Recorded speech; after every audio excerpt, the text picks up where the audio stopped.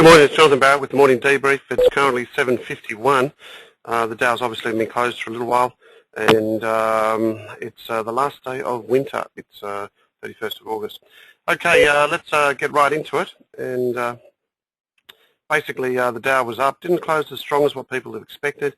We had the FOMC meeting FOMC minutes from the meeting indicated that a lot more people were, a lot more of the Fed governors were more keen to do some more stimulus. Bernanke seems to be holding in their reins. I actually believe that that's probably the right thing to do.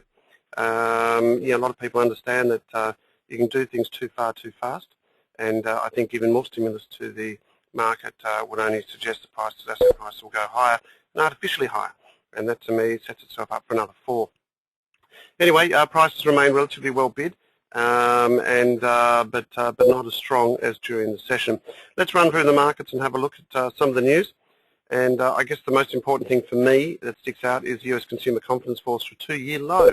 That's not all that positive for the market, and obviously expectations, or we build on these expectations and confidence to see how the economy will actually fly. So a little bit of negative news there. That did dampen expectations of the market continuing to trade higher in the States. As we can see, the Dow managed to close up 20 points. The S&P was up 2.84, and the Nasdaq was up 14. And over in top Europe, top 50 was down 0.16%. FTSE was up 138. Remember, the FTSE did play catch-up. They had a bank holiday, so the market played catch-up. The CAC was up 5. The DAX was down 26. Our local market didn't do too well as well. It's down a fraction, down 14 at 4,250. Remember, the market in Australia is getting a bit concerned because that two-speed economy is clearly not working. Manufacturing sector is not happening. The retail sector is certainly down. So people are making money. It's all the miners and those shareholders, but the rest of the people aren't. So that's certainly affecting our ability for us to perform. Okay, let's have a look at some of the commodities now, and to see what's happening there. And then we'll look at some charts as well. Brent crude was up 2.2, 1.81%. West Texas was strong. All the energy sector was strong. There seems to be a flow-on effect from what's happening. If the equities look pretty positive, people will think obviously demand for these will actually pick up. As a result, that energy sector looks quite well bid.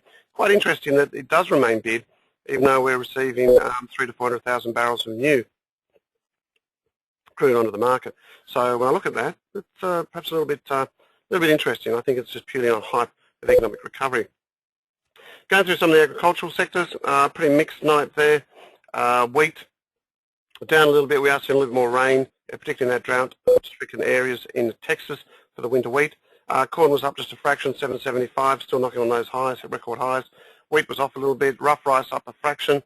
There you go, 17.67. That's up 0.77%.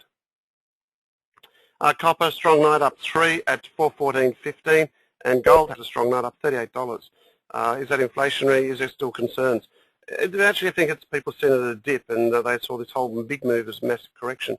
So let's see. Remember, we do have that announcement. I think it's the 7th of September in the High Court of Germany to see whether or not the ECB did the right thing, or whether or not when they intervened into the bond markets of Greece, Portugal, Spain, and also Ireland. So it'll be interesting to see what comes from that, whether or not they have done the wrong thing there.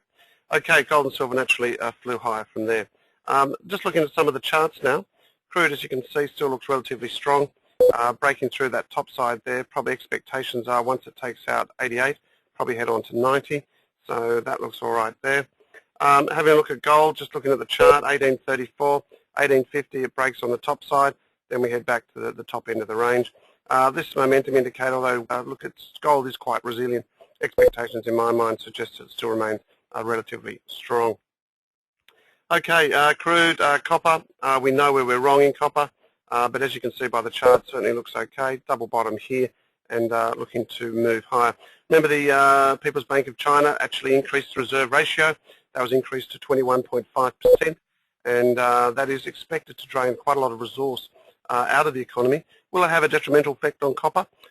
Tune into the bulletin on that, because I've sort of spent a little bit of time on that. So let's have a look at that when it comes out. Should be coming out today. Okay, let's have a look at just corn. Corn, as we know, is trading close to those record highs, and with that rain, probably expect that pressure to solve itself a little bit. but yeah, as I mentioned, right on those highs. Wheat's a similar story, not on those record highs, obviously, but probably expect that to come back a little. There's the trend line we've been following.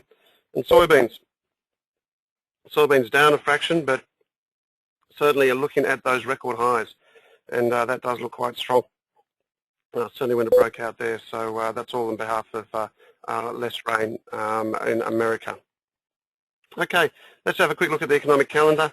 Most important stuff today, Tier 1 data out of Japan, vehicle production, construction. We've got a little bit of unemployment data and CPI data in Europe. In the States, we've got the ADP employment change, which I think will be widely watched, factory orders, and Chicago Purchasers Managers Index. So I guess that's pretty much about it. I think the market will try and focus towards what happens in Germany with the High Court there, see how that'll affect the Basel Accord, which we've mentioned quite a few times. That to me is probably some of the main focuses. At the moment, do we have many trades on? No, we don't. We're just sitting aside, but there's certainly some good areas if in fact you haven't got trades. Crude, we've mentioned, was always cheap at that lower end of the range. And gold, we always said that, look, this is just a technical correction, nothing more. The fundamentals are still in play. Well, that's it from me. Have a great day and happy trading.